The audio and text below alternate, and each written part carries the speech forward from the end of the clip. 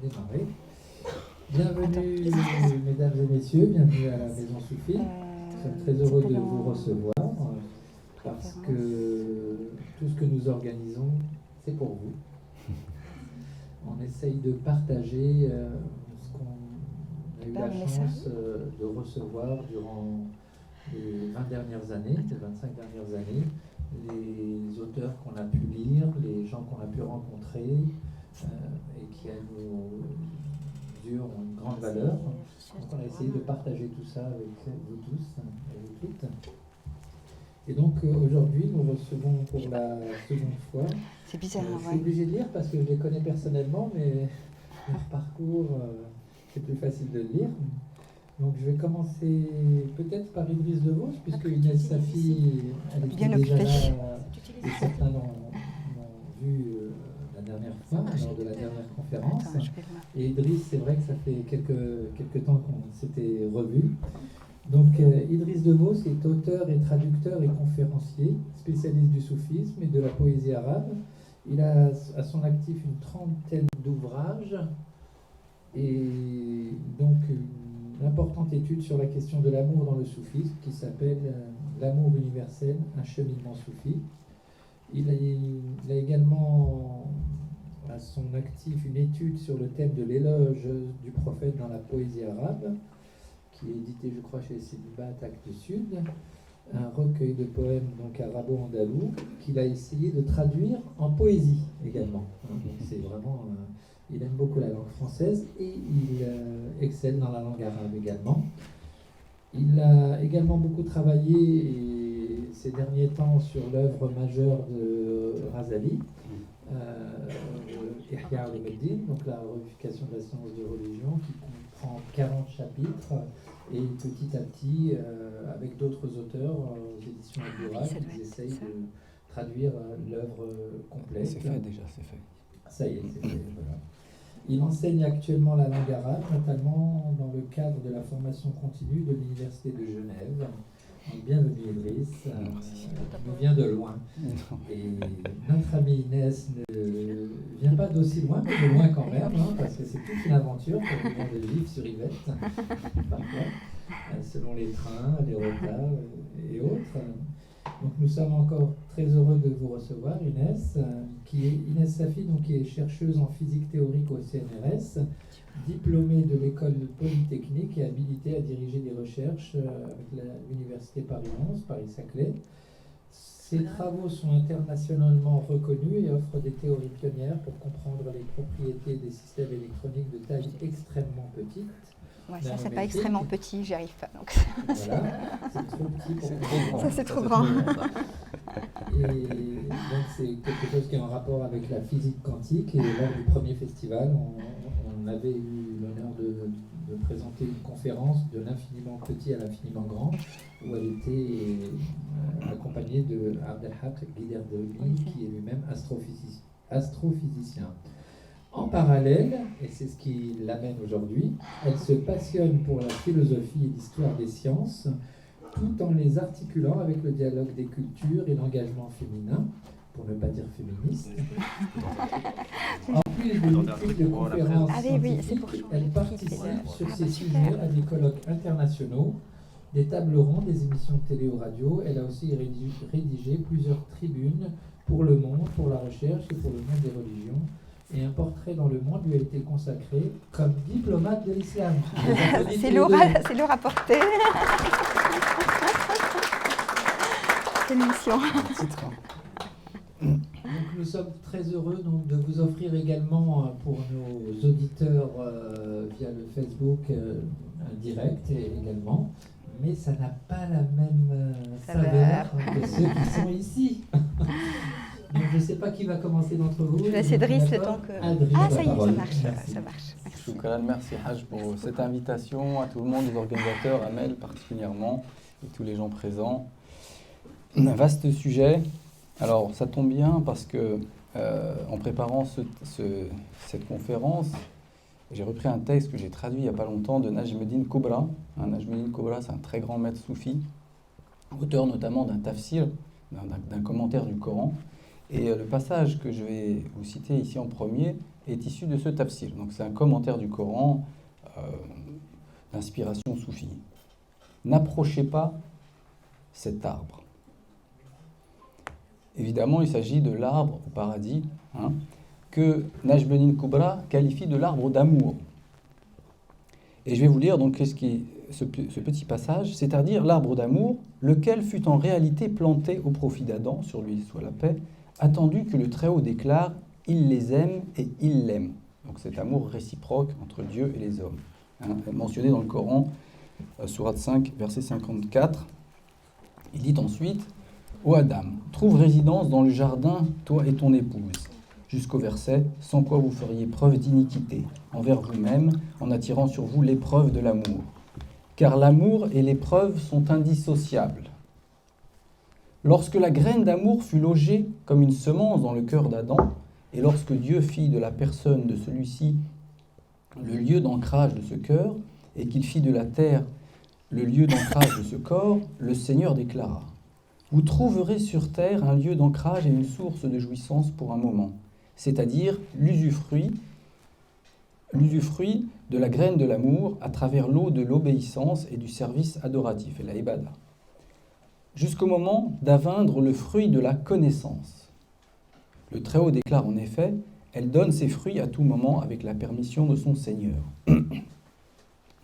Il s'avère que le fruit de l'arbre des créatures n'est autre que la connaissance.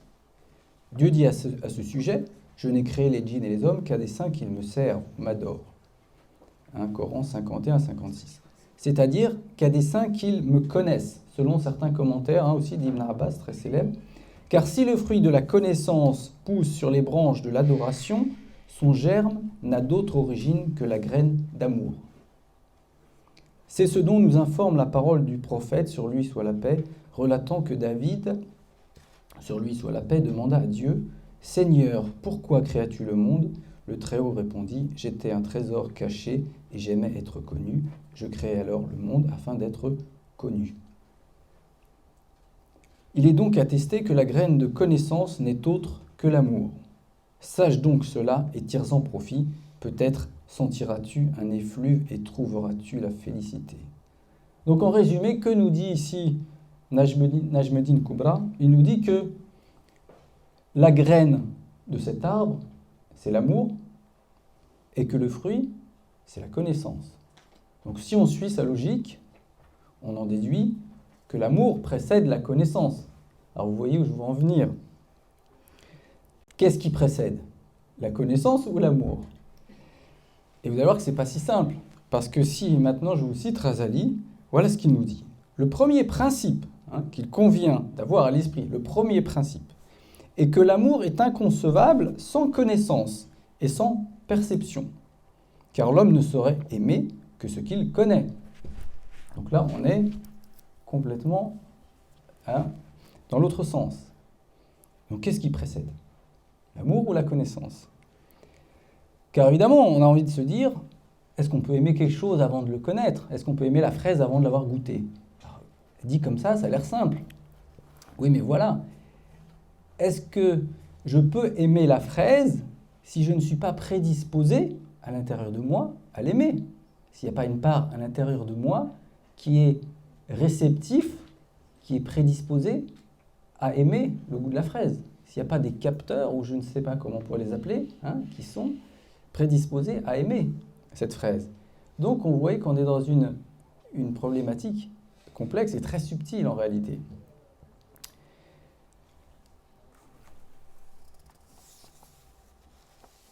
Je citerai maintenant Farid ad-Din al-Attar, donc vous connaissez tous le langage des oiseaux. Peut-être que vous avez remarqué, quand il parle des 7 vallées, la première, celle de la recherche, la deuxième, celle de l'amour, la troisième, celle de la connaissance. Et voilà ce qu'il nous dit. La purification par l'amour met en état de réceptivité et prédispose à recevoir par intuition directe. Qu'est-ce qu'il nous dit? Il nous dit effectivement, lorsqu'on est dans l'état de l'amour, on se prédispose à aimer. Et donc on accroît, c'est justement cet état de réceptivité qui prédispose à connaître. Et donc on est dans un cercle vertueux. Plus on aime, plus on connaît, et plus on connaît, plus on aime. Donc on est dans une dynamique vertueuse. Donc je vous rassure tout de suite, je ne vous donnerai pas la solution qui précède. L'amour, ceux qui me connaissent savent que je suis un peu socratique, j'aime bien établir des dialectiques, mais après je laisse chacun Et puis c'est surtout que je n'ai pas la solution. Rumi nous dit aussi, tant que tu ne cherches pas une chose, tu ne la trouves pas, excepté le bien-aimé. Avant de l'avoir trouvé, tu ne le cherches pas. Alors ça, c'est du Rumi tout craché, qui, comme les grands soufis, comme Ibn Arabi, acceptent le paradoxe et nous amènent jusqu'à la limite de l'intellect et nous disent maintenant, laissez tomber l'intellect, il y a autre chose derrière. Donc c'est une vaine question, car dans l'absolu, rien ne précède rien, et l'antériorité est finalement relative dans le monde manifesté. Je citerai aussi Abu Yazid al-Bistami qui dit, au sujet de la grandeur du cœur du mystique, du gnostique, « Si le trône et ce qu'il contient pénétraient le cœur du croyant, il ne le sentirait pas. En effet, comment ce cœur qui contient le prééternel serait-il affecté par ce qui n'existe que par accident ?» Et donc là, il parle effectivement de cette prédisposition à connaître de manière absolue. Le cœur du gnostique, il veut dire que c'est vraiment ce cœur très profond qui met en relation avec la science intuitive, telle qu'en parle aussi Ghazali très souvent. Mais alors, revenons un petit peu en arrière, pour reprendre ce même questionnement par d'autres biais. Vous avez tous entendu parler évidemment de la parabole du Ney de Rumi. Rumi nous dit que tout être humain finalement aspire à ce paradis perdu, à cette présence divine, et d'où la parabole du Ney. Il y a aussi un poème que j'avais traduit dans le même esprit que j'aime beaucoup. Il dit « Écoute du jasmin, l'austère et l'entraîne. De la séparation, il relate les peines. Depuis que de mon plan on déroba ma veine, je tire les sanglots et des rois et des reines. » Donc dans ce même esprit, Ibn Arabi dit également « Tout être humain, par nature, éprouve en soi un manque le faisant incliner vers un être existant comme support. Or, son objet d'inclination n'est autre que Dieu, mais il n'en a pas connaissance. C'est pourquoi le Seigneur a dit, ô vous qui croyez, l'indigence vous appelle à Dieu. Il dit en somme aux gens, cette indigence que vous éprouvez a pour objet le Très-Haut et nul autre que lui, mais vous ne le reconnaissez pas. » Attention, j'attire votre attention sur ce terme. On a parlé ici de connaissance, mais on va parler aussi de reconnaissance. Pour qu'il y ait nostalgie, il faut qu'il y ait souvenir. Fût-ce un souvenir enfoui, un souvenir imperceptible. D'où la notion de dhikr, qui est très importante dans le soufisme. Le dhikr, c'est ce qui nous rattache à ce souvenir intérieur de la présence divine. Vous savez que dans le Coran, on nous dit que les êtres, avant d'être manifestés, étaient dans la présence divine. Et le Seigneur a dit, « Ne suis-je pas votre Seigneur ?» Ils ont répondu, « Certes, oui. » Et donc, il y a ce souvenir a une première attache intérieure qui le relie à cette présence prééternelle. Mais il y a une deuxième attache auquel on prête moins souvent attention. C'est que le dhikr dans le Coran, il est opposé au mot rafla. Or, le mot rafla, en arabe, ça veut dire l'insouciance ou l'inconscience. Donc, si on met en opposition inconscience et insouciance, on a en opposition la conscience. Donc, le dhikr est à la fois un souvenir, mais aussi une conscience. Le souvenir qu'il relie verticalement à la transcendance, et la conscience qui le relie au visage de Dieu de manière immanente, la conscience des choses manifestées. Donc il y a une double attache.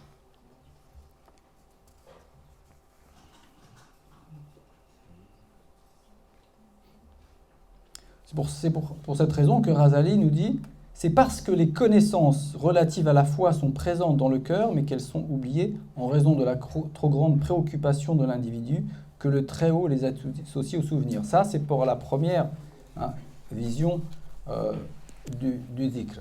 Donc le dhikr est à la fois souvenir et conscience.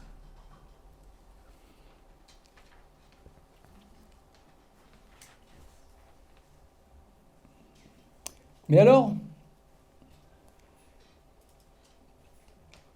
si l'être humain est appelé à aimer son Seigneur, à se souvenir de lui, pour le reconnaître, et donc à travers cette reconnaissance, ce regain d'amour,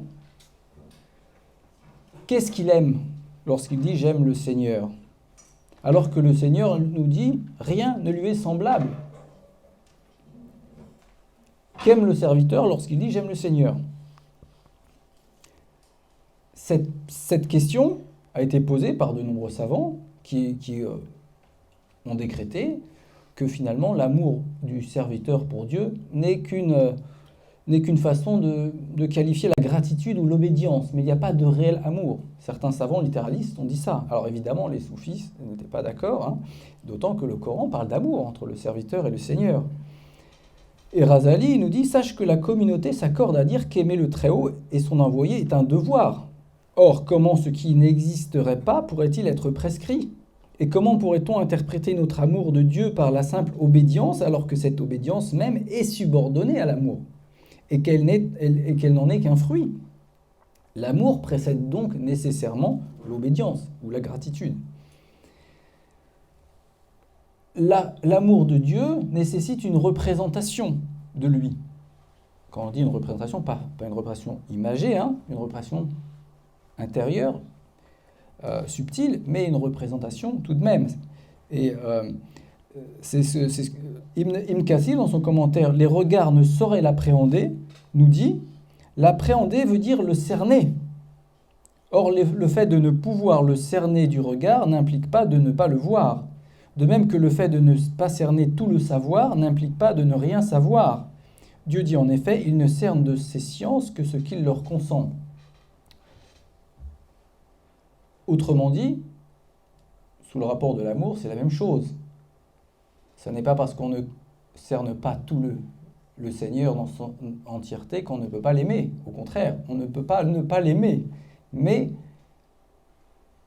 on ne l'aime fatalement que dans une certaine limite, qui est notre propre limite. Si je vous dis, est-ce que vous connaissez Paris ? Vous allez dire, bah oui, enfin on connaît Paris, on est tout. Mais si je vous dis, est-ce que vous connaissez la rue, le 15 rue Montmartre, l'arbre qui est planté là ? Non, on ne connaît pas. On dit, bah alors vous ne connaissez pas Paris. Donc, vous connaissez Paris, mais vous ne le connaissez pas. Et vous connaissez Dieu sans le connaître. L'imam Shahrani nous déclare, le Très-Haut a dit, je n'ai créé les djinns et les hommes qu'afin qu'ils m'adorent. Selon le commentaire d'Ibn Abbas, afin qu'il m'adore signifie afin qu'il me connaisse, encore une fois. Car de même que le regard se porte sur lui, exalté soit-il, si bien qu'il est vu, la connaissance se porte également sur lui, si bien qu'il est connu. Mais la connaissance que les uns ont de Dieu apparaît comme ignorance relativement aux autres d'un degré de connaissance supérieur.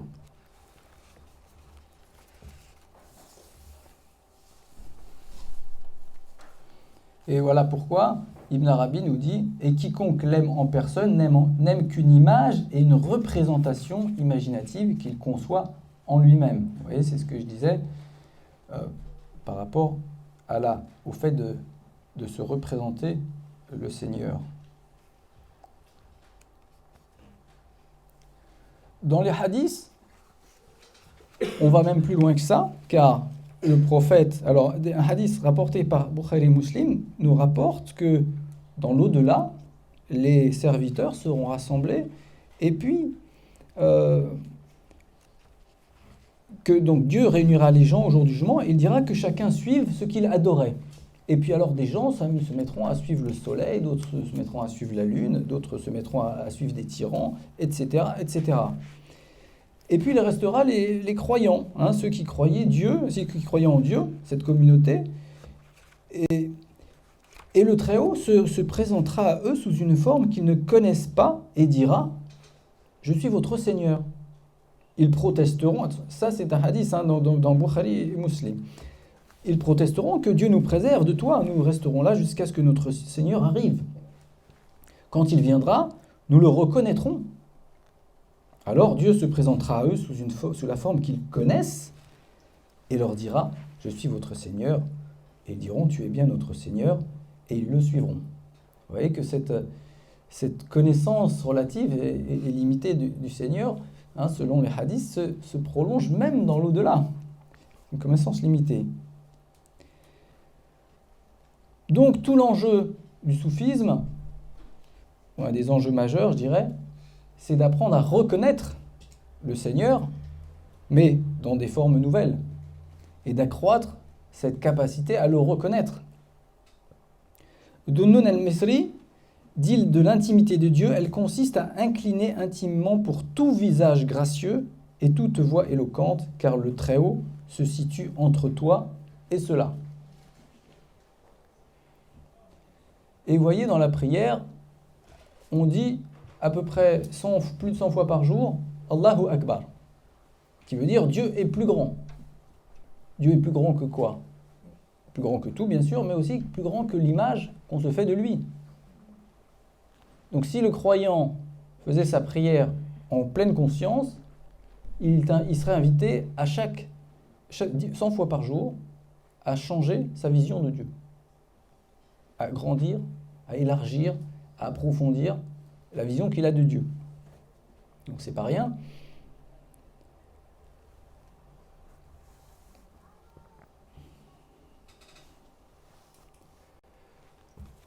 Alors, dans le même registre, Rumi nous dit « Celui qui est aimé est beau, mais en revanche, tout ce qui est beau n'est pas nécessairement aimé.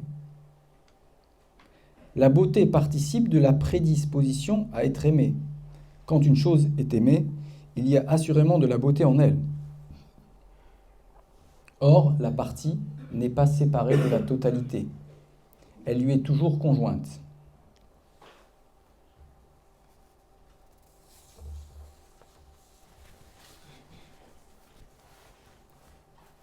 Cette question amène directement à la question de la subjectivité. Il y a deux façons de considérer la subjectivité. Soit on considère qu'il n'y a pas de règles dans l'univers et la subjectivité est une subjectivité absolue. Et dans ce cas-là, les goûts des uns et des autres ne peuvent effectivement pas être discutés du tout.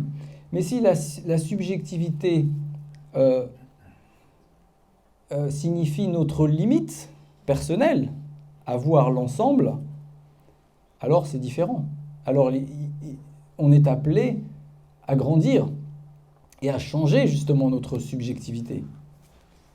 Donc il y a deux façons de considérer la subjectivité.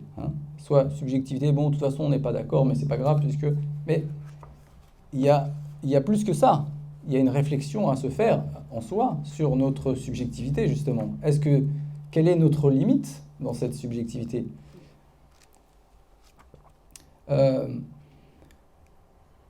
Jili, Abdel Karim El-Jili, un grand soufi également, nous dit « Sache que la laideur en les choses est une laideur relative et non inhérente à ces choses. Il n'est de laideur en ce monde que sous un rapport relatif. » Alors ça, c'est une question très complexe, très philosophique.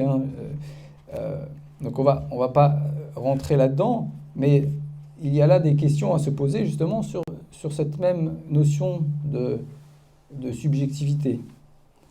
Son avis à lui, c'est que la laideur n'existe pas.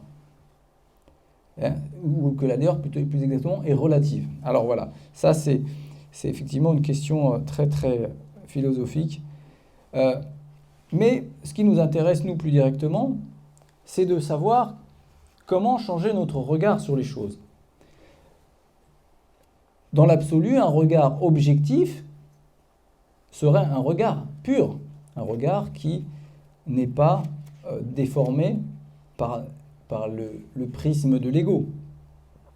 Une vision parfaite, une vision, voire une connaissance, une omniscience, car car la vision qu'on a des choses est également liée à notre science.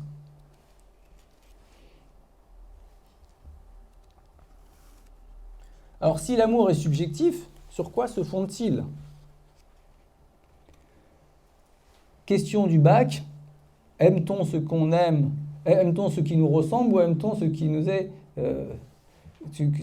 différent, hein? C'est une question qu'on pose au bac, ça. Alors c'est une grande question, et encore une fois, je ne vais pas donner des réponses à ces questions-là, mais simplement, on va poser quelques petits jalons. L'amour du contraire, c'est ce qu'on appelle finalement la polarité. La polarité, le masculin, le féminin, le transcendant, l'immanent, le yin, le yang, etc. Ibn Arabi nous dit dans un très beau poème, « Princesse, ô grâce, elle est persane de naissance, d'Ispahan, la sublime, et son insigne engeance. Fille de mon imam et native irakienne, elle est mon opposée, moi qui suis du Yémen. Avez-vous déjà vu ou entendu, mes frères, l'exemple d'une union de deux êtres contraires? »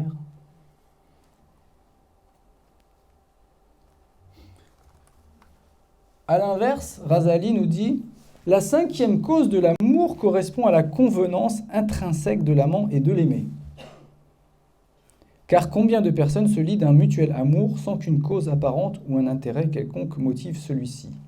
Ils s'éprennent donc l'un de l'autre en vertu d'une simple affinité spirituelle. Comme l'a dit l'envoyé de Dieu, les esprits sont comme des armées coalisées, celles qui se reconnaissent mutuellement s'unissent, et celles qui s'entre-méconnaissent ou se renient mutuellement se divisent. » Et alors là, notez bien que le hadith parle de reconnaissance, ce qu'on a dit tout à l'heure.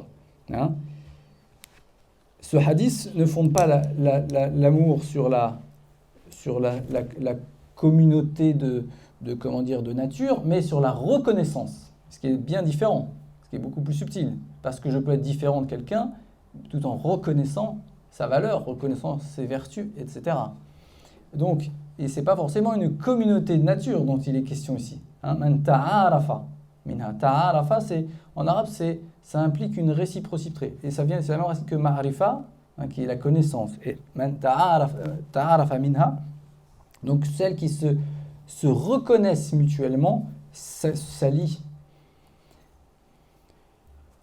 Pour résumer, cette question, alors qu'on n'a pas, attention, je ne dis pas qu'on a résolu l'équation, attention, hein, mais que je dirais que pour susciter une envie d'aller plus loin, que finalement, la convenance, ou la communauté nature, ou cette entre reconnaissance, c'est le goût, et la polarité, c'est comme la faim.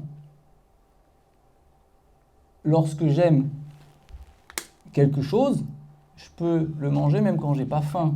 Un bon gâteau, c'est dur de résister même quand on n'a pas faim. Par contre, on peut aussi manger des choses qu'on déteste lorsqu'on a très faim. Et donc il y a deux choses. Il y a la polarité et il y a le goût. Il y a la faim et il y a la faim et le goût. Hein. Et donc voilà les deux choses qu'il ne faut pas confondre et que souvent on confond dans ces questions-là. Hein.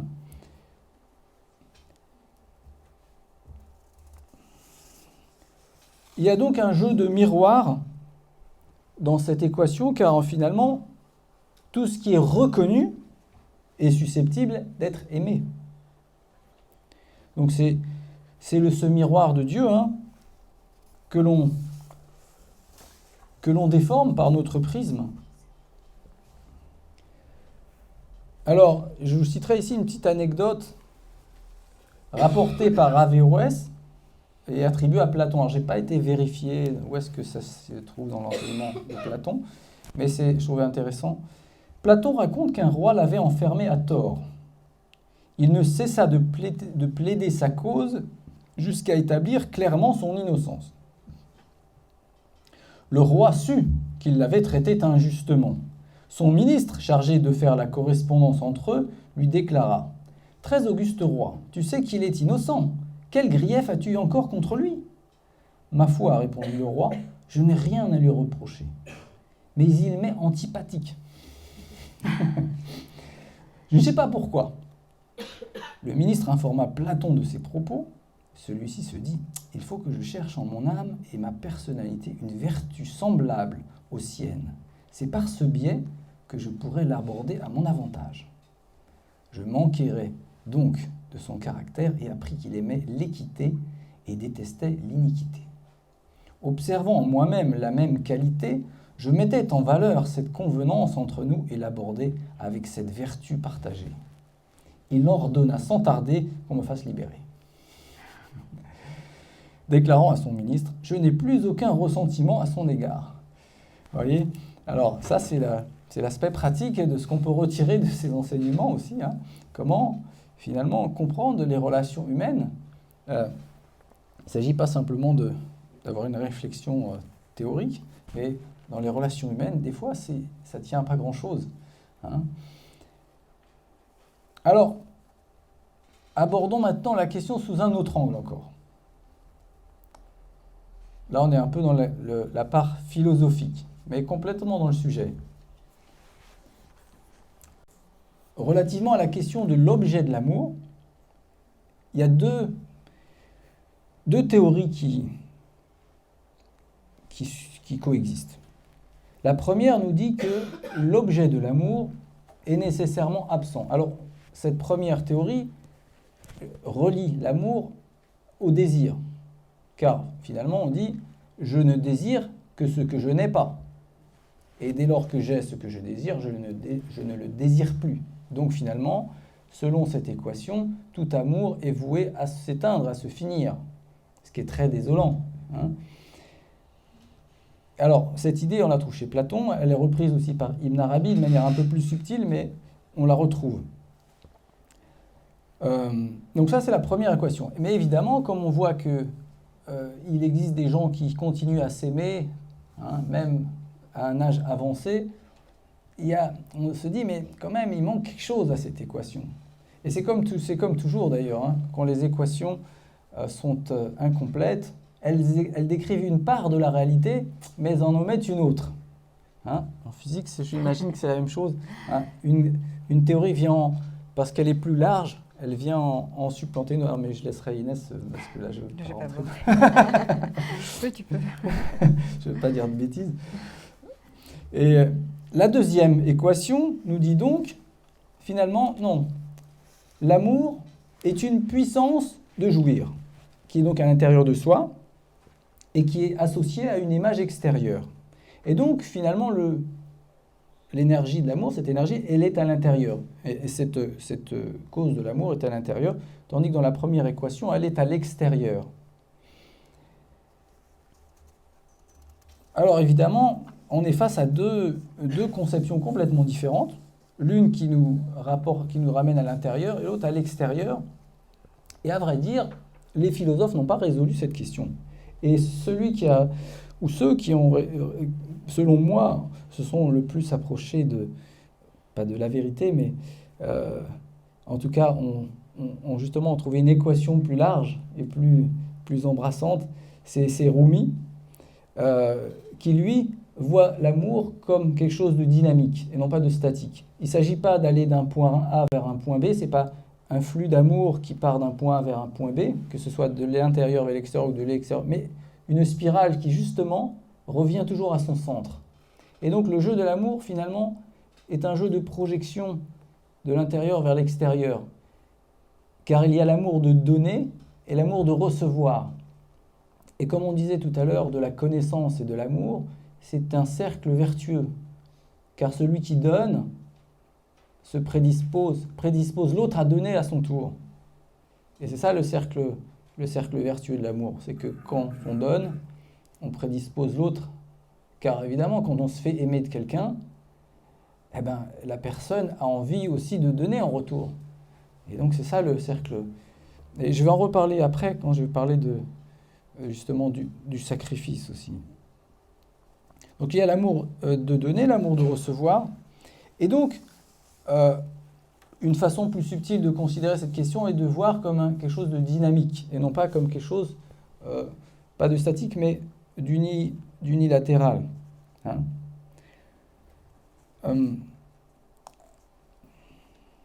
Alors, évidemment,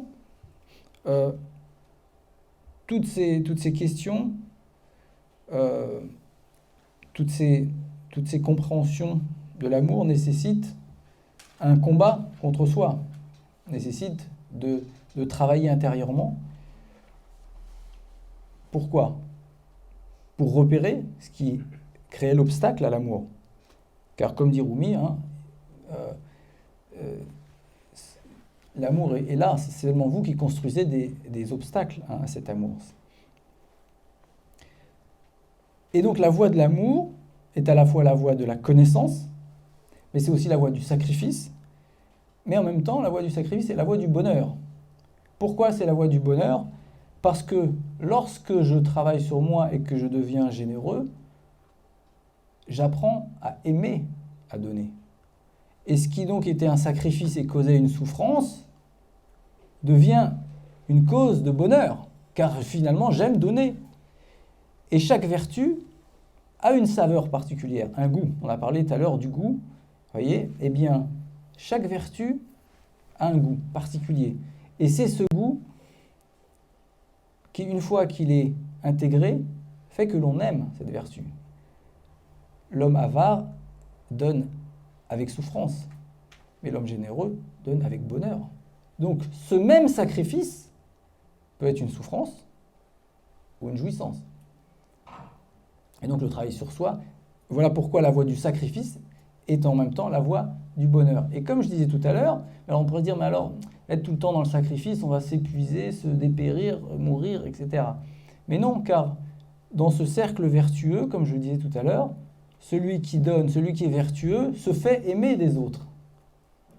Et celui qui se fait aimer se prédispose à recevoir. Et voilà comment on crée une société vertueuse. Alors évidemment, la recette. C'est très facile comme ça, sur le papier.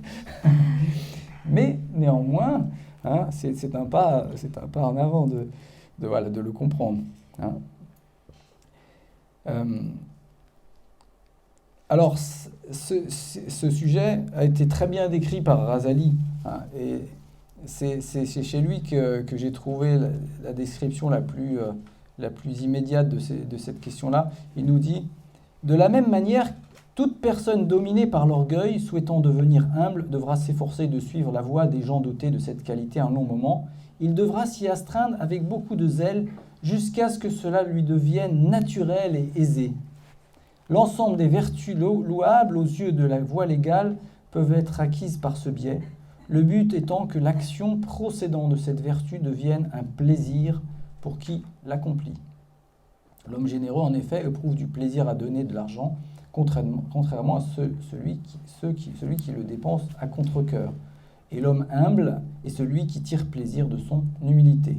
Il convient donc que le fidèle acquiert cette saine disposition relativement à toutes les vertus, de sorte qu'il n'ait plus d'attachement à rien dans ce bas monde. Et le Coran nous dit: les bonnes actions et les mauvaises ne sont pas équivalentes. Manifestez en retour la plus bienveillante des dispositions, vous verrez que l'adversité qu'il y a entre vous se transformera en amitié.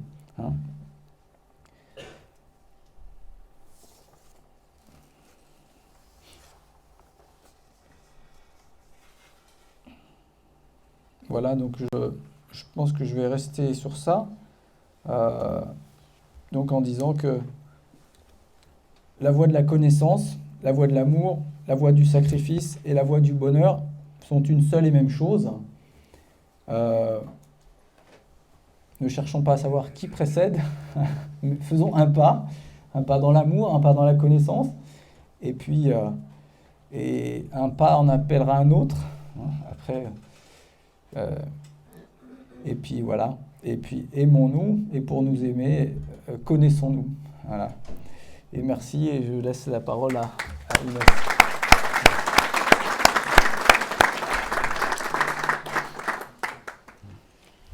Bismillahirrahmanirrahim. Assalamu alaikum wa rahmatullahi wa barakatuh. Est-ce que vous m'entendez? Ah oui, il faut que je... Là, c'est bon? Oui. Très bien. Merci beaucoup aux organisateurs de m'avoir réinvité après l'intervention de la semaine dernière qui portait sur le féminin masculin. Et effectivement, il y a quelques, je dirais, recouvrements avec le sujet actuel. Alors, je vais essayer, merci aussi à Idriss pour ce très bel exposé. Je vais donc essayer de... Il y aura sûrement des points que tu auras déjà soulevés, mais que j'aborderai brièvement. Alors, j'essaie d'avancer. Et ça ne marche pas. Bon, peut-être que ça n'a pas l'air de... Bon, est-ce que la personne qui m'a aidée tout à l'heure pourrait... Ah. C'est curieux parce que... Ah, je sais.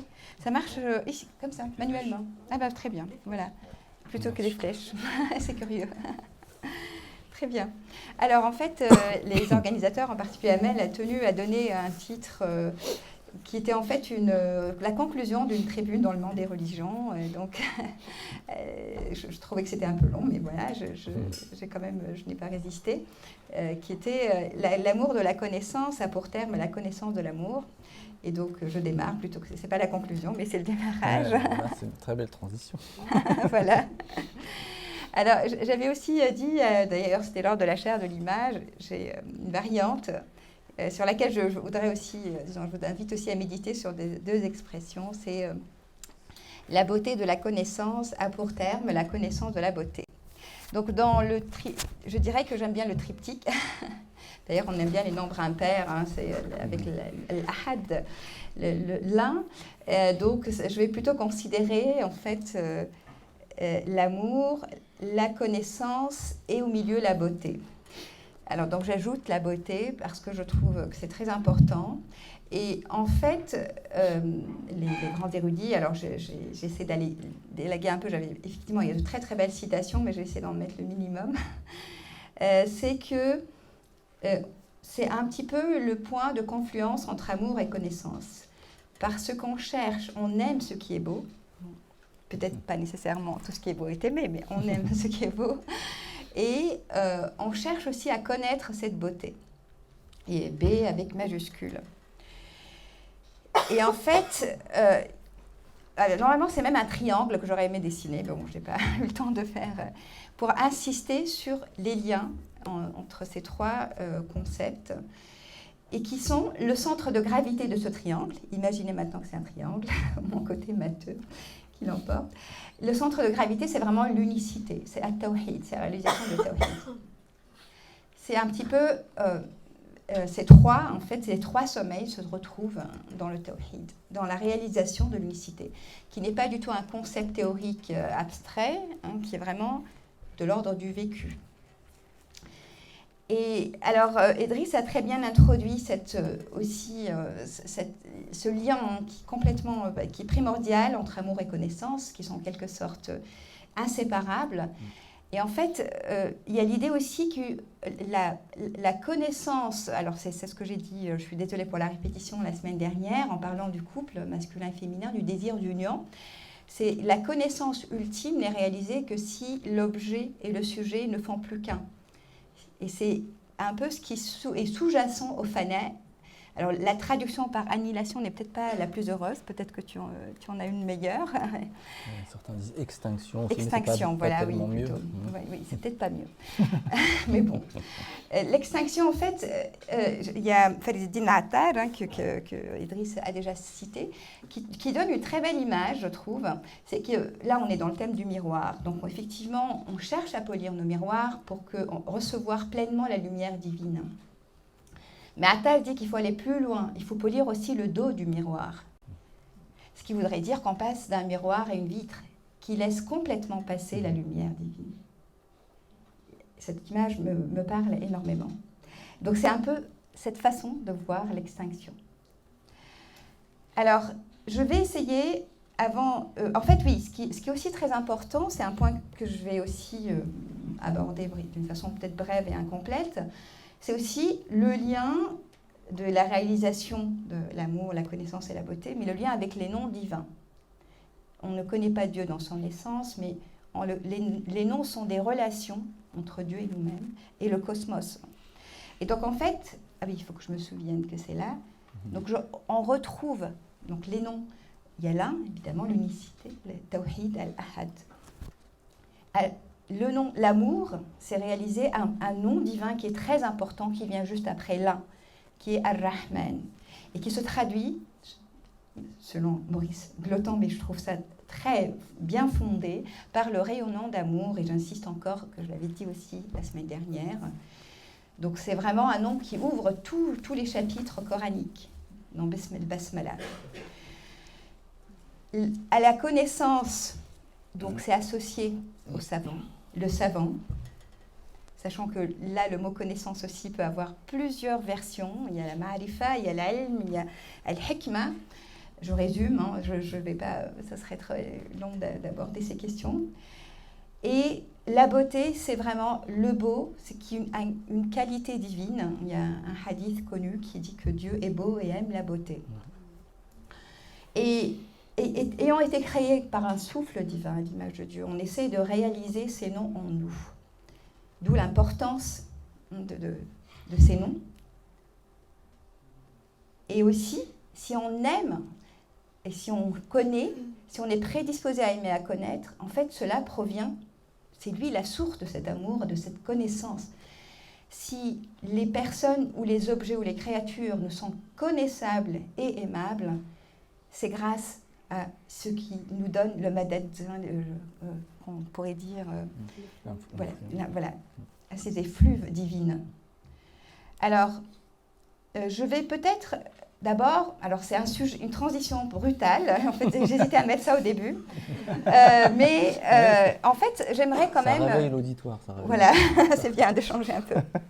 Je reviens après sur ces trois, parce que ça va un peu articuler les trois thèmes de mon exposé, mais je voudrais m'arrêter un moment pour être un petit peu proche de questionnements actuels, c'est-à-dire pourquoi est-ce que nous perdons ces capacités à réaliser ces noms divins? Pourquoi notre incapacité à vivre ce tawhid à travers ces noms divins? Et je pense qu'il y a un obstacle qui nous touche tous, qui est général, c'est ce que j'appelle la pensée cartésienne. Alors il y a plusieurs façons de le nommer, je ne vais pas aussi rentrer dans des débats philosophiques là-dessus, mais c'est vraiment la vision mécaniste du monde, celle qui sépare, qui disperse, qui chosifie tout, y compris l'amour lui-même et la connaissance elle-même. Et en fait, j'ai trouvé ce poème de Mohamed Iqbal qui traduit tout à fait mes propos, sachant que là aussi, le mot raison mériterait aussi tout un développement, parce que la raison actuelle, pour moi, elle est aussi appauvrie par rapport à la raison des philosophes ou d'Aristote. Cette raison d'Aristote ou de Platon, il y avait quand même un intellect, il y avait une métaphysique. Actuellement, la rationalité moderne est complètement asséchée, y compris chez les religieux, comme je vais essayer un peu de l'aborder. Alors, je ne sais pas si je vais lire tout le poème de Iqbal, mais avec vous, peut-être un petit peu. Depuis que la raison s'est engagée dans les sentiers d'ici-bas, par ses artifices, elle a transformé la nature à sa guise. Son alchimie a réussi à changer le sable en or, mais à notre cœur avide, elle n'a pas apporté l'élixir de l'amour. Notre naïveté nous a rendus victimes de ses sortilèges. Comme un bandit aux aguets, elle a surgi devant l'homme, lui barrant le chemin. La technique qu'elle a fait jaillir du sol de l'Occident, elle l'a jetée comme un outrage au visage du fils de Marie. Jusqu'à quand semer l'étincelle pour récolter la flamme? Jusqu'à quand faire naître des problèmes pour l'âme et se donner ensuite la peine de les résoudre? Alors, donc, en fait, le monde moderne, l'un de ses aspects, c'est vraiment, alors ça je utilise le titre d'un livre que vous connaissez peut-être de René Guénon, Le règne de la quantité. Et c'est vraiment la quantité aux dépens de la qualité. La quantité aussi de nos connaissances. Nous n'avons jamais été aussi bien informés que de nos jours. On a l'impression d'avoir déchiffré tant de mystères, d'avoir accédé à la Lune, etc.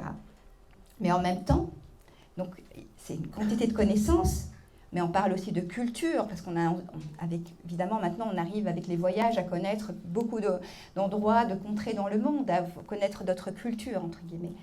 Mais là aussi, c'est une quantité. Et en théologie aussi, on a l'impression d'avoir accumulé une quantité de connaissances, et ça concerne, je pense, tous les monothéismes en particulier. Mais c'est une quantité. Et quelle est la qualité ? Est-ce que cette connaissance est vraiment capable de nous transformer intérieurement ? Je ne pense pas. Idem pour la beauté. La beauté, je parle bien sûr à différents niveaux, dans différents domaines. La beauté des créatures, la beauté de la nature, la beauté dans les arts et la littérature. Et l'amour, avec aussi plusieurs niveaux, plusieurs modalités de l'amour. La filiation, l'éros, l'amour divin et la fraternité religieuse. Malheureusement, que ce soit la connaissance, la beauté ou l'amour, tous souffrent de la chosification. On en fait des objets de consommation, en quelque sorte. On les conditionne. On n'est plus dans l'amour inconditionnel. L'amour est un sujet même de transaction. C'est du donnant. Nos actions sont des transactions. C'est conditionné par ce qu'on va recevoir ou donner. Et on est dans la dispersion. Nous n'avons plus de vision holistique, unificatrice de l'être humain. Et la médecine, par ailleurs, en est le premier exemple frappant. Et en quelque sorte, pour la beauté en particulier, à travers les arts, par exemple, ou la poésie, malheureusement, dans le mouvement, je dirais, la révolution scientifique, technocratique, ça a été désacralisé. On parle d'art plutôt profane, dont on aurait peut-être une vision supérieure à des arts sacrés. Ils sont en quelque sorte désacralisés. Là aussi, modernité mériterait qu'il soit... C'est un mot qui est difficile aussi à utiliser, mais vous voyez à peu près ce que je veux dire. Je dirais que je la définis par ces concepts. Et en même temps, là aussi, le mot fondamentalisme mériterait aussi d'être précisé, mais on voit bien que la place de l'esthétique, en particulier dans l'islam, est aussi quelque part détrônée par les fondamentalismes. Ce n'est plus essentiel. Et alors, il faut que je m'habitue à utiliser les touches. Donc, ce que ça donne, en tout cas, si je parle de l'islam, c'est ce qu'on appelle l'ilm, pour les savants religieux qui ont l'autorité, d'ailleurs, je n'en ai pas personnellement. Les savants qui ont cette autorité, ils sont capables d'avoir une quantité, on est dans la quantité, d'avoir lu tous les recueils de hadith, d'avoir lu tous les tafasirs, d'avoir lu toutes les interprétations, tabaï, etc.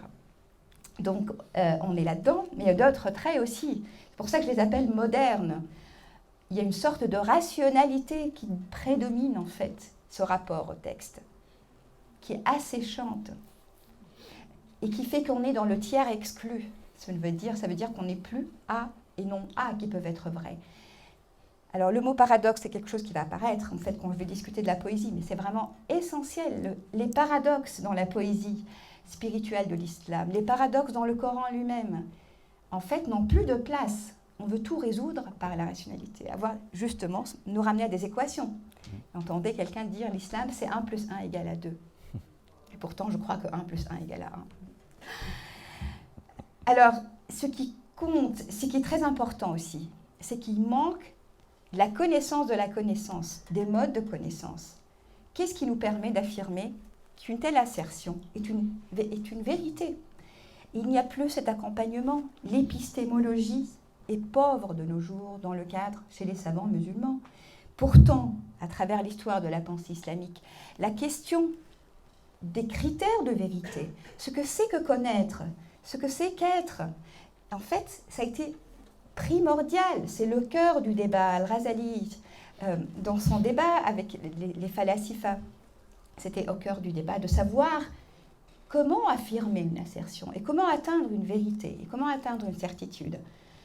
Et donc même la falsafa, la philosophie qu'on croit rationnelle, en fait, elle-même, c'était un questionnement aussi primordial, de pouvoir s'ouvrir aussi à plusieurs modes de connaissance et non pas à une rationalité asséchée. Il y a donc le salut, je pourrais parler de chosification, mais le salut lui-même est chosifié. Ça devient une sorte de produit qu'on aimerait atteindre, final. Et pour y arriver, le chemin est déterministe. c'est à travers certains rites, certaines actions, qu'on a quasiment la certitude et un peu l'arrogance, je trouve, de se dire on va aboutir au salut. Et on est capable aussi de devenir soi-même la source de vérité, puisqu'on se confond avec des textes scripturaires et on affirme détenir une vérité sur ces textes et les comprendre et de savoir, en fait, c'est quasiment un al-haq qu'on dit. Halal, je l'avais dit dans un autre sens, qui n'est absolument, c'est celui de l'amour, c'est celui de l'extinction, c'est vraiment, là on le dit, mais d'une façon, pour moi, c'est l'illusion satanique de Shaitan, le Satan qui embellit, en fait, qui nous donne finalement un manque d'humilité assez frappant. Après, comme je l'ai déjà dit, et je le répète, l'esthétique devient secondaire. Il y a même des arts qui sont bannis, dans certains cas, selon évidemment les mouvances, mais je ne vais pas rentrer dans les détails. Maintenant, toutes les belles œuvres historiques d'héritage culturel de l'islam, il n'a plus de sens, et il devient simplement un support du discours apologétique.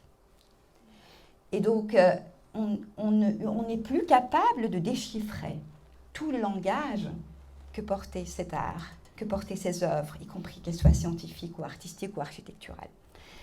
Et en fait, pour moi, il y a un point essentiel dans tous ces phénomènes, c'est que ce que j'appelle l'imaginal, alors le mot, Henri Corbin par exemple parle aussi d'imagination créatrice qu'on trouve. En fait, l'imaginal, cette force créatrice, est en fait atrophiée, mais pas seulement chez les religieux, évidemment, au sein de la modernité matérialiste, qui a oublié même que Averroès, auquel se rattache la philosophie occidentale, lui aussi il permettait à cette dimension de se déployer.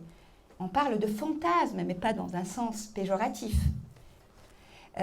Donc c'est cette possibilité, cette connexion entre les images qu'on se fait du monde et ensuite l'abstraction, soit dans le cheminement, je dirais, de la raison chez les philosophes ou la démarche spirituelle chez les soufis en particulier. Alors, je vais quand même, ce qui est intéressant, alors je vous ai parlé d'une pensée cartésienne qui reste dominante, et donc j'ouvre une parenthèse, c'est-à-dire que la science, la physique moderne, et je trouve qu'on a besoin de faire connaître ces paradigmes, elle va finalement à l'encontre de la pensée cartésienne, elle la fragilise. Et donc en fait, les nouveaux paradigmes scientifiques, en particulier, je parle rapidement quand même de mon domaine, la physique quantique, qui cherche en fait à obtenir à comprendre un comportement qui est visible à partir d'entités invisibles, un petit peu la démarche d'ailleurs religieuse à notre niveau, dont la nature nous échappe. Sauf qu'elle n'est pas capable de nous dire ce qu'est la matière. Elle est capable de nous dire ce qu'elle n'est pas. Donc c'est une approche apophatique de la matière. Et c'est ce qui fait sa beauté, parce qu'elle est capable d'énoncer ces incertitudes avec certitude, avec une belle certitude. Et ce qui est intéressant, c'est que le déterminisme qui est attaché à la physique classique et à la pensée cartésienne et la vision mécaniste du monde est réductrice, est ébranlée, y compris ce réductionnisme lui-même, parce qu'on ne peut plus voir ces entités microscopiques comme étant séparées. Et donc elle est très riche, en fait, la philosophie occidentale l'a intégrée, était obligée de l'intégrer. Il y a plusieurs options philosophiques qui se trouvent complètement ébranlées par la physique quantique. Et elle amène à questionner les définitions de mots tels qu'ils ne sont absolument pas évidents, en tout cas chez les philosophes des sciences, tels que la raison, que c'est qu'une vérité scientifique ou même science. La science ne peut plus prétendre à nous donner les critères de vérité, contrairement à ce que continuent de faire certains. L'autorité scientifique de dire ça c'est scientifique, même quand on parle de religion, n'a plus de sens. Et elle-même, en fait, donne des limites à la rationalité. Et elle laisse la place à la perplexité. Or, contrairement, je dirais, aux religions modernes, la perplexité a toute sa place dans la connaissance ésotérique. Donc, je vais essayer de commencer. Donc, j'avais parlé du triangle, connaissance, beauté, amour et leurs articulations. Évidemment, la connaissance, comme a dit Idriss, qui est le sujet, quel est l'objet, quels sont les modes et quels sont les buts et pourquoi connaître. Alors, ça serait... bon, je vous laisse aussi avec ces questions, je vous abandonne. Je vais essayer simplement d'effleurer ce sujet. Alors, il y a un verset coranique très beau, c'est « Allahumma zidni ilman ». C'est avec ça que j'aimerais en fait commencer cette petite partie. « Ô Seigneur », je ne sais pas s'il y a une bonne traduction, « accrois-moi en connaissance, ilm ». Là, j'aime beaucoup Khaliluddin Attal, et donc je ne vais pas m'empêcher quand même de mentionner cette citation. « La vraie royauté est dans la connaissance. Fais tout ce que tu peux pour obtenir cela. » Le mot « ilm », en fait, dans l'islam, est un mot fondamental. Il apparaît, mais partout. Je veux dire, c'est vraiment... c'est un concept, et c'est une quête incessante. Que ce soit les philosophes, que ce soit l'ilm al-kalam, que ce soit les soufis. C'est un sujet de débat, c'est une quête permanente. Et donc, je n'ai pas besoin, en fait, d'insister dessus. Mais en fait, comme je viens de parler de science, évidemment, quand on parle de ilm de nos jours, on parle tout de suite de science moderne, c'est-à-dire au sens où on atteint des vérités sur le cosmos, hein, avec une méthode, pas cosmos, mais on va dire la matière ou les astres, avec une méthode scientifique. Et en fait, dans l'histoire des sciences, je dirais, islamiques, cette quête, hein, qui quand même, dont on sait à quel point elle a joué un rôle dans l'émergence de la science moderne et de la révolution scientifique en Occident, elle n'était pas faite malgré la science, contrairement à ce que diraient les orientalistes, malgré l'islam, mais c'est grâce à l'islam. Et donc, cet appel dans le Coran à aller connaître le monde, à aller observer les signes de Dieu, elle est là, elle est à tous les... il y a énormément, pour ceux qui connaissent le Coran, je n'ai pas besoin de rappeler tous les versets qui incitent à cette connaissance, mais je voudrais quand même commencer par ce niveau-là, c'est-à-dire connaître ce qui nous entoure. Et en fait, le mot « aya », donc, qui est versé, c'est pareil que le mot « signe » de création. Et c'est très important parce qu'il y a une analogie qui est établie, en particulier par Ibn Arabi, mais bien d'autres, entre le livre cosmique et le livre coranique. Et il y a un mot-clé qui est la notion de théophanie, qui est en fait commune, hein, et je retournerai aussi à la notion de beauté, la manifestation de Dieu dans le monde. Donc en fait, cette motivation de connaître et d'aller chercher ces signes, d'aller les lire, d'être à l'écoute de ces signes, elle vient vraiment du fait que Dieu s'épiphanise à travers sa parole et se théophanise à travers ses signes, à travers tout ce qui nous entoure. Al-Haq, c'est aussi la réalité. C'est la réalité. Al-Haq, c'est un nom de Dieu aussi, subhanahu wa ta'ala. Al-Jili, Abdelkarim Al-Jili, qui a donc dans un extrait sur l'insan al-kamil, l'être humain accompli, nous dit que tout ce que l'on voit dans le monde visible est comme un reflet du soleil de ce monde. Il y a cette idée du soleil de Dieu et puis de ses rayons qui se dispersent. Et la notion aussi de tafakkur, parce qu'évidemment, il y a tellement de mots qui s'associent à ilm, à la connaissance, hein, que je ne pourrais pas du tout même m'en souvenir tout de suite. At-tafakkur, c'est vraiment cette capacité de réflexion, mais pas dans le sens rationnel asséché.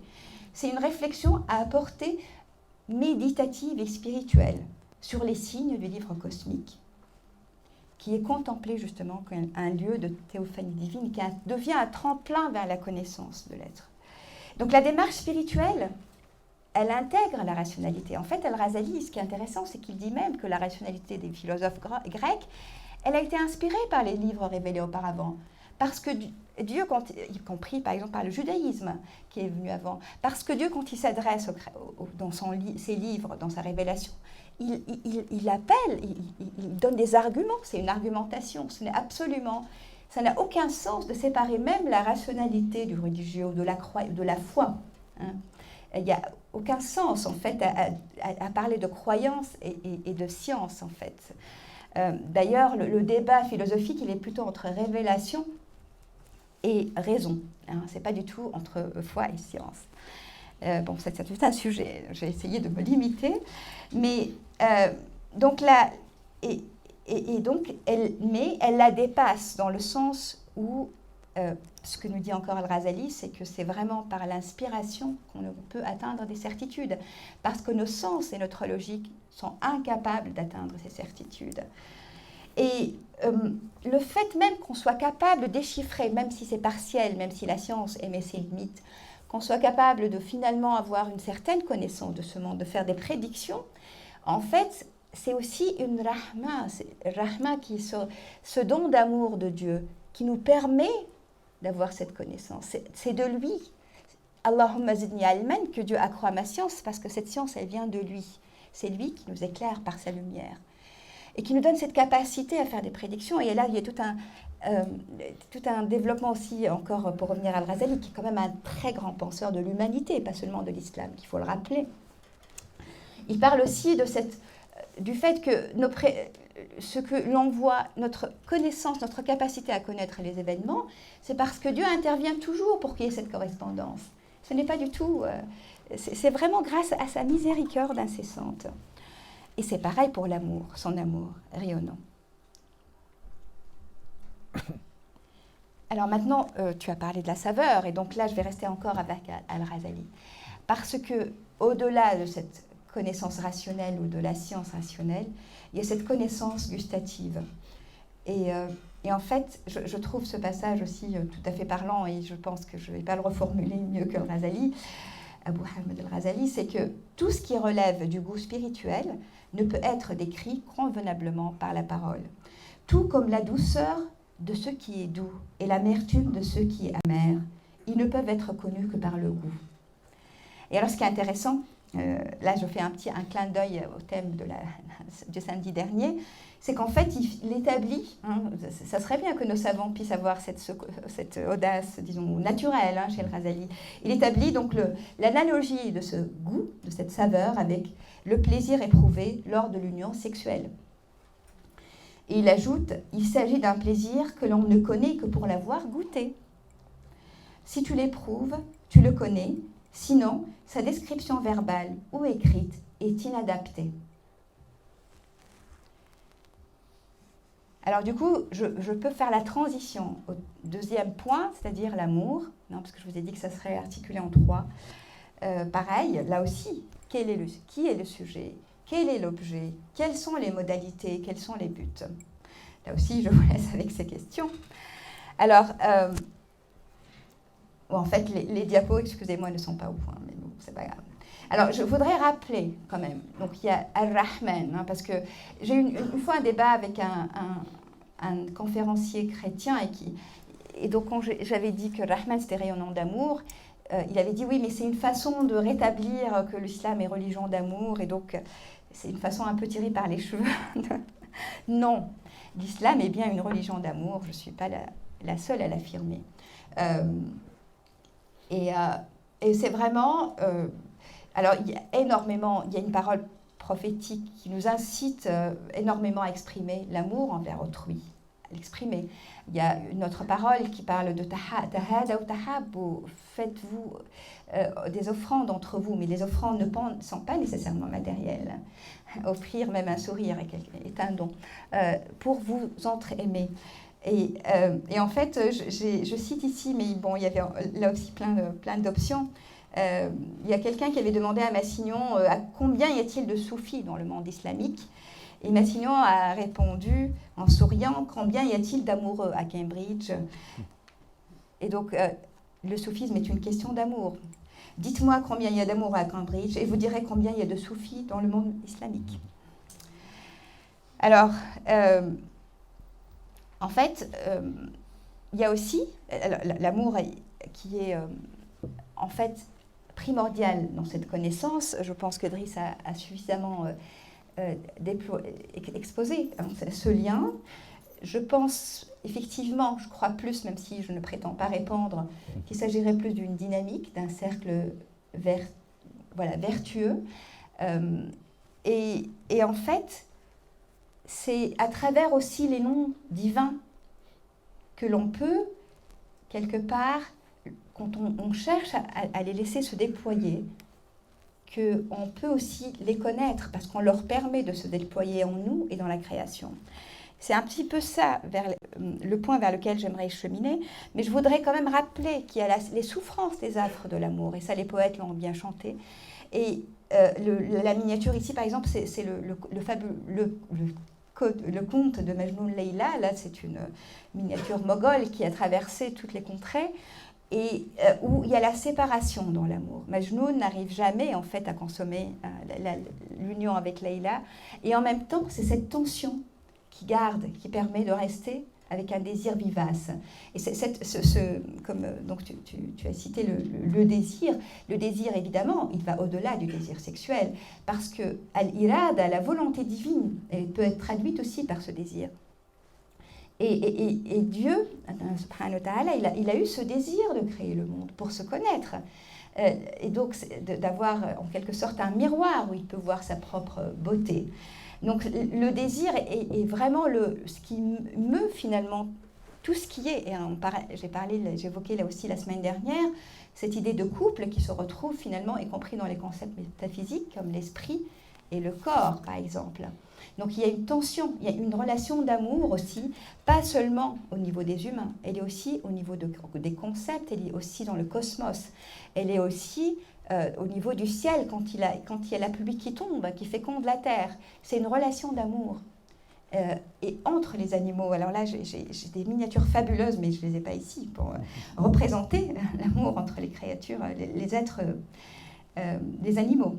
Et pour cette distance, donc pour parler de la distance, parce que là donc tu as rappelé la nostalgie de la flûte, hein, le poème de plusieurs d'ailleurs de Rumi sur la nostalgie de la flûte au roseau. Et en fait, cette absence ou cette souffrance, elle vient du fait que ces théophanies, donc j'ai voulu insister sur les théophanies, c'est un jeu de voilement et de dévoilement de la présence divine. On n'est jamais satisfait parce que les théophanies sont là, mais on n'arrive pas à saisir cette présence.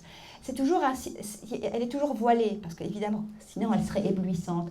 Et donc on est dans la souffrance, parce qu'on n'arrive ni à réaliser la connaissance totale de Dieu.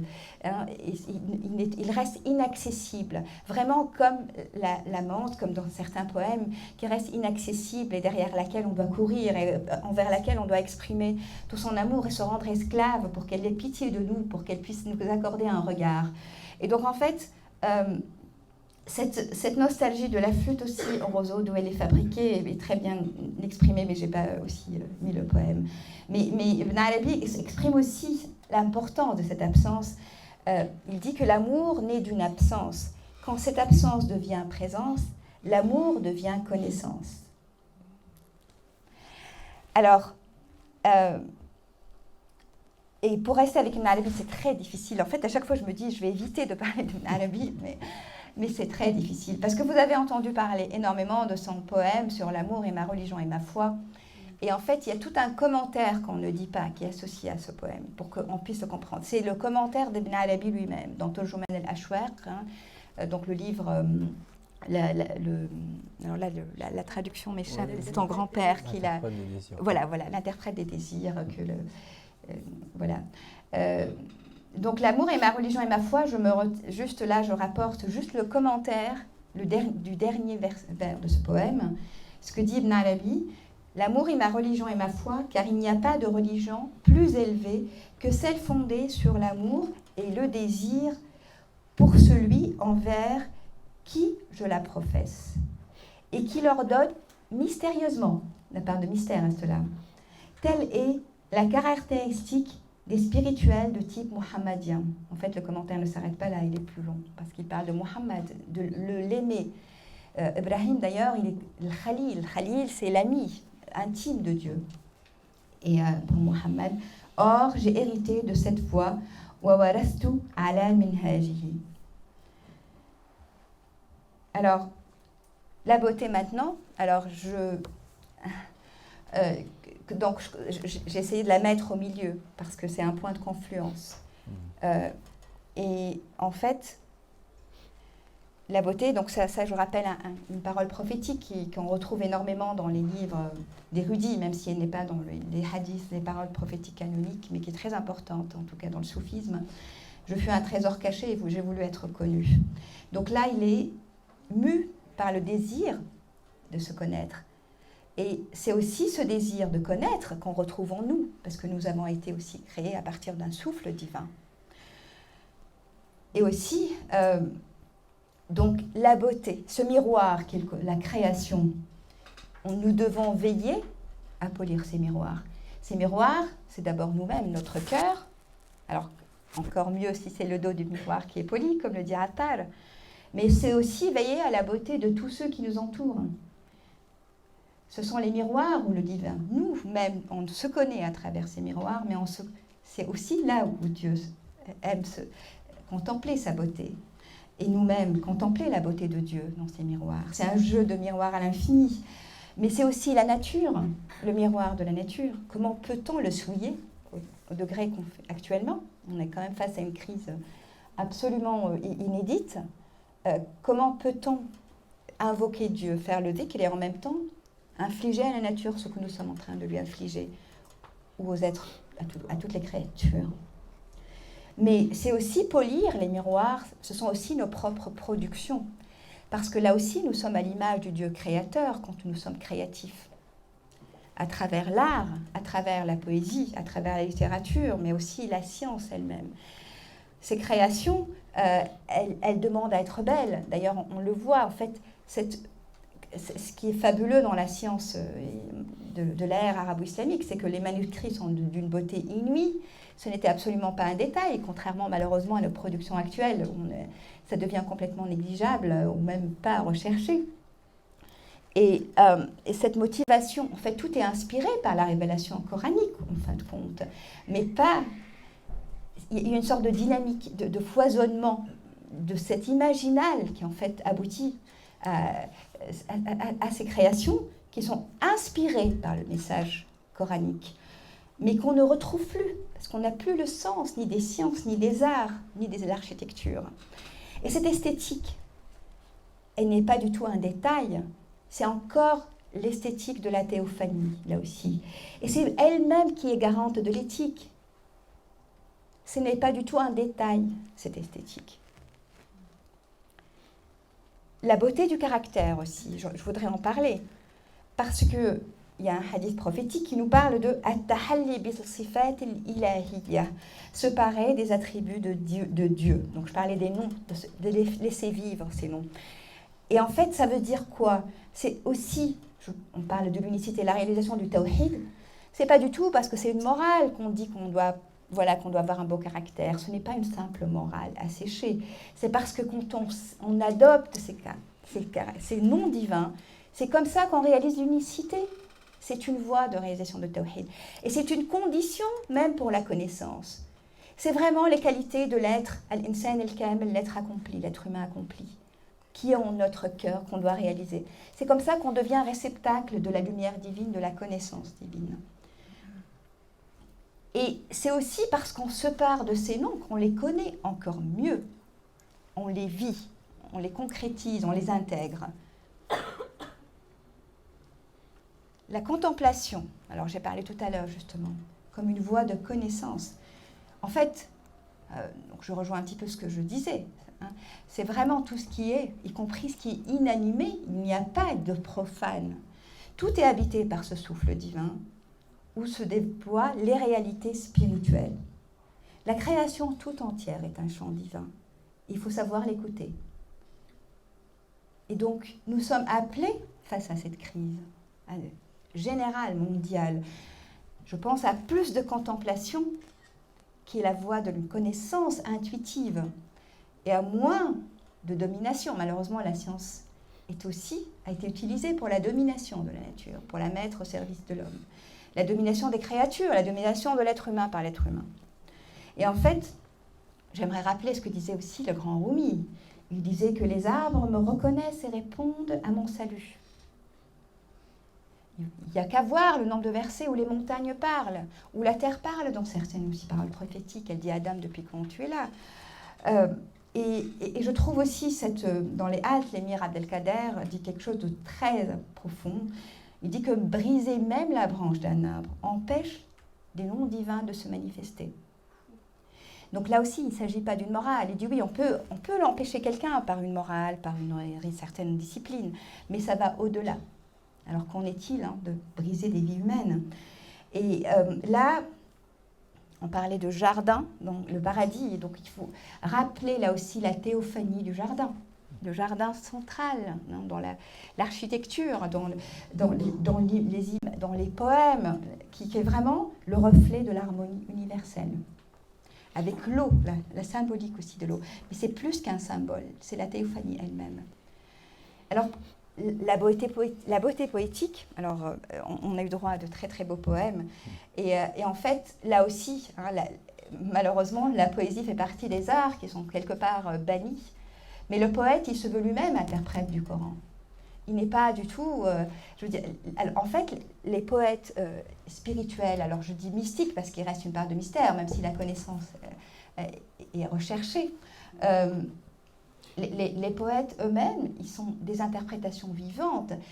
Hafez, qui est un grand poète iranien, dont le nom veut dire appris le Coran par cœur. Il se voulait lui-même interprète du Coran à travers ses poèmes. En fait, on ne voit pas de mots techniques reliés à la religion ou à la spiritualité parce qu'ils sont déjà à un niveau où ils ont déjà intégré tout cela. Ils n'ont plus besoin d'avoir recours à ces mots. Et c'est ce qui fait toute la confusion et le malentendu qu'il y a sur la traduction de ces poètes, y compris en Al-Khayyam, qu'on prend pour un anti-religieux. On est en train de les opposer à la religion, alors qu'en fait, tout est dans la matrice de la révélation coranique. Tout est inspiré par... tout est spirituel. Il n'y a absolument pas de poésie profane dans l'histoire de l'islam. Et en fait, je voudrais quand même aussi, là, encore Ibn Arabi, j'espère qu'on ne peut pas s'en lasser, pour insister sur l'importance de la poésie. Dieu me fit entendre dans ma poitrine le grincement des calames. C'était une mélodie à 2 ou 3 temps, selon que le rythme doit décroître ou croître. Qu'est-ce que ce refrain, demandai-je. C'est l'audition poétique, me fut-il répondu. Et qu'ai-je à faire de la poésie? Elle est à l'origine de tout. Le langage poétique est l'essence immuable, tandis que la prose est la conséquence immuable. Alors, la poésie amoureuse. Alors là, j'ai un très beau poème de Cheikh Saadi. Je dis Saadi parce que pareil, quand on a traduit les jardins des roses ou le Goulistan, etc., on a dit Saadi.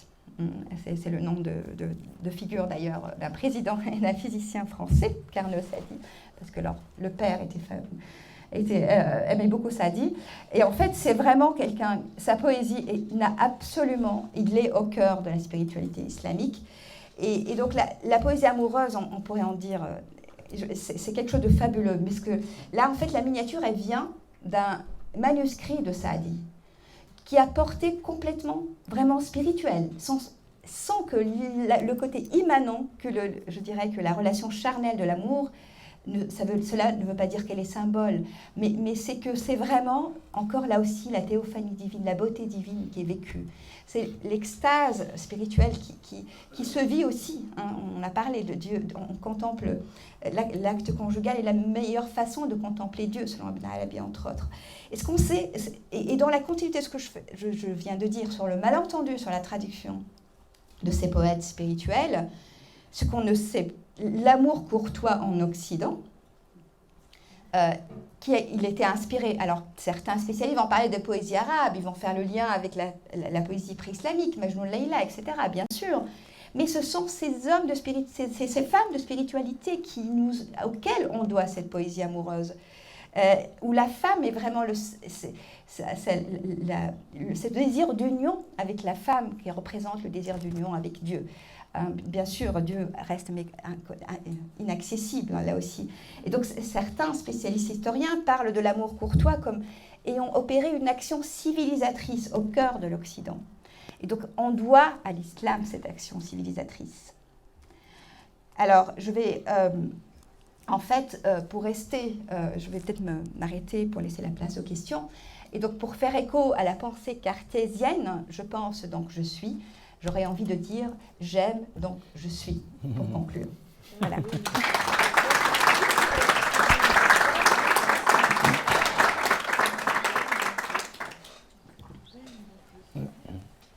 belle chose que vous ayez pu dire. Merci. C'est pas branché. Donc merci Inès, merci Denis beaucoup. d'avoir répondu à notre appel. Et pour moi, vous êtes vraiment doués, tous les deux, de connaissances, de beauté et d'amour. Donc ça faisait vraiment sens de vous inviter pour ce sujet-là. C'était très naturel. Et maintenant, donc, on va passer aux questions, mais le problème, c'est que je ne sais pas. Il est allumé.